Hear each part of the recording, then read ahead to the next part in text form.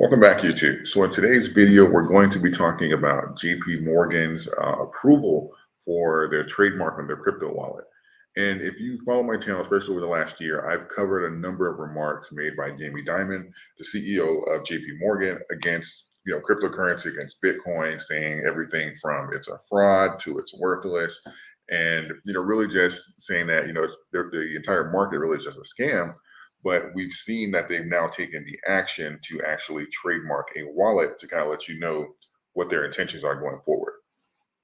But before we get into that, I want to let you guys know that this video is brought to you by Moomoo. You can check out my link in the description section and get up to 15 free stocks. I have a link in the description section where you can get the ball rolling, and of course, no payment for order flow trading. So let's get into it. If I just posted, well, this was yesterday actually, but I made a comment on the knife saying that don't be surprised if you see a certain hedge fund or a bank step in and purchase a particular brokerage. And then, of course, JP Morgan registered the trademark. It got approved. And what I meant by that is that the financial sector has always been controlled by very few. All these brokerages that popped up in the crypto market is very abnormal. And typically you see a consolidation. This is just across financial markets. You can't have I guess the expression, you can't have too many chiefs and not enough Indians, right?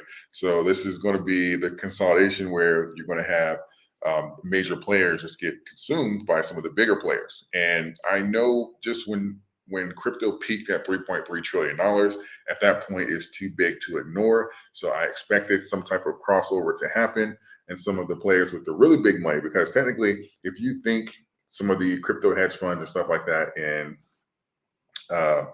the crypto space have a large amount of money. If you think about the banks in the stock market, the crypto sector is really like nothing compared to the amount of money that these people have. And I knew that they were going to come over and say, oh, okay, well, they're peaking at 3.3 trillion. This is still pretty new. If we get in now, take over, that'll be all extra revenue for us. So I expected them to kind of come. JP Morgan is certainly one of the top three that I expect to come. I expect JP Morgan to come. I expect Citadel to come, and certainly BlackRock as well. And maybe even have a similar setup to what they have in the stock market, where they're not stepping on each other's toes, but they kind of control different sectors and just basically work together and perform and pretty much form their little three-headed monster basically. So let's take a look here at what was said about a year ago, last October, by the CEO of JP Morgan. Hitting a fresh 5-month high today, topping 57,000 for the first time since May. It's now just about 11% away from its all-time high, but not everyone is convinced by this breakout. Listen to what JP Morgan CEO Jamie Dimon said about Bitcoin earlier today.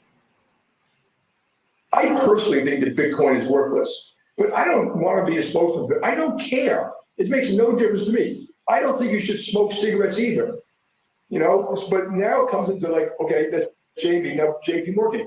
Our clients are adults. They disagree. That's what makes markets. So if they want to have access to buy or sell Bitcoin, it's hard. We can't custody it, but we can give them legitimate, as clean as possible access. JP Morgan's wealth management division began offering access to Bitcoin funds earlier. I'll stop it there. This is on,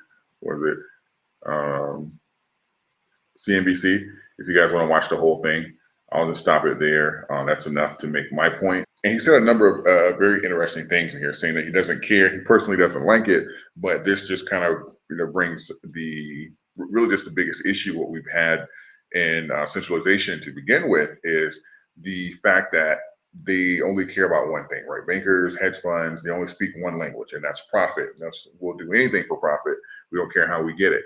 And this is typically saying that he doesn't necessarily align with it, but you can see that he's open to kind of moving into this market just because of the potential, obviously, of revenue and the interest of their clients.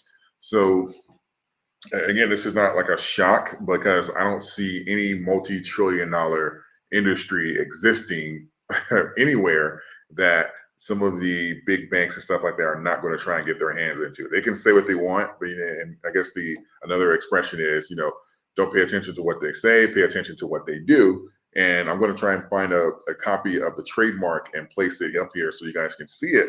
But as you can see, the JP Morgan Chase crypto wallet, it has been trademarked and it has been approved. So we can expect a move in this market. And really the biggest thing is, and what I was afraid of when I made my videos last year on the crypto consolidation, is these large banks coming in and replicating what we see in the stock market. Things like front running and massive shorting and stuff like that. Because when you have all of the information going to one bank, one hedge fund, it just in my opinion, it's a conflict of interest when you start saying that this same hedge fund can now participate in the market.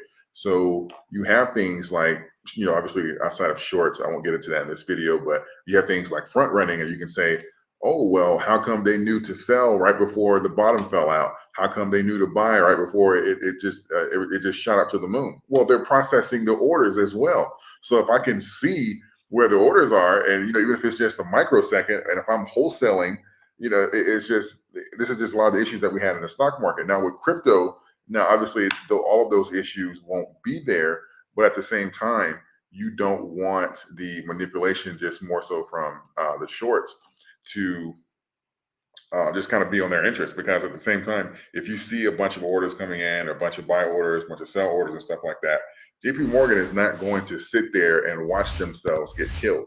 We saw what happened with like Robinhood and stuff like that. They can see these numbers in real time. Like if they have a short position on said asset, and then you have large amounts of buy orders and stuff like that coming in, they can maneuver to prevent themselves from getting killed at the expense of who? The consumers. So this is kind of something we have to think about when we say, when we're watching just the crypto market expand.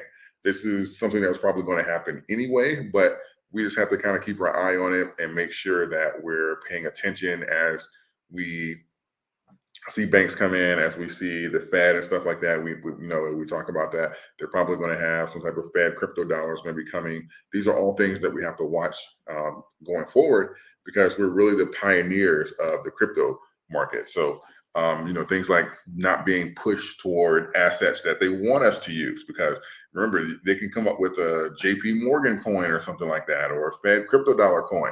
This is going to be like that battle for control that we've been talking about. Because if you have different businesses and stuff saying that, oh, okay, well, do I want to take Bitcoin or Dogecoin, or would I want to accept the JP Morgan coin backed by JP Morgan? You see, they put the little razzle dazzle on there to try and, they use that to extract money. So this is all things that we have to keep in mind here, just going forward, because we're literally pioneering the crypto market. And these players, we know what they do, we know what they're about. So we have to kind of just make sure that that's at the forefront of our mind going forward as we blaze this trail in crypto.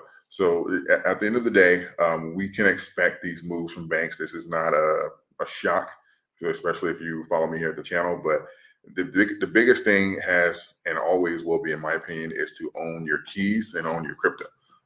The fact that they're coming out with a wallet, that is, I bet that JP Morgan can offer staking rewards that are unrivaled. They can probably offer staking rewards that we haven't even seen in the crypto market yet. I have no doubt about it. But the biggest thing that we're going to have to do is make sure that we own our keys and our wallets and stuff like that. I personally use a Ledger, and by the way, their Ledger is giving away free BTC for Black Friday. If you buy a Ledger this week, you can access that through my link.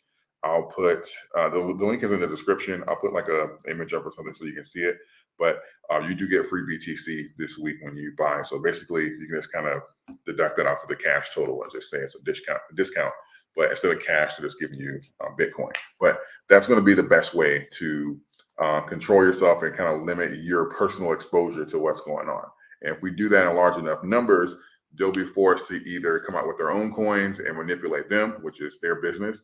But as long as we don't turn over control of our personal coins and the coins that we actually want to use, I believe we'll be fine. So that's my update on JP Morgan. I think this is very important. Just certainly own your keys, whatever wallet you have, just make sure there's a phrase to protect them and that you're not letting them sit on an exchange. I appreciate all of you. Thank you. And I will see you in the next video.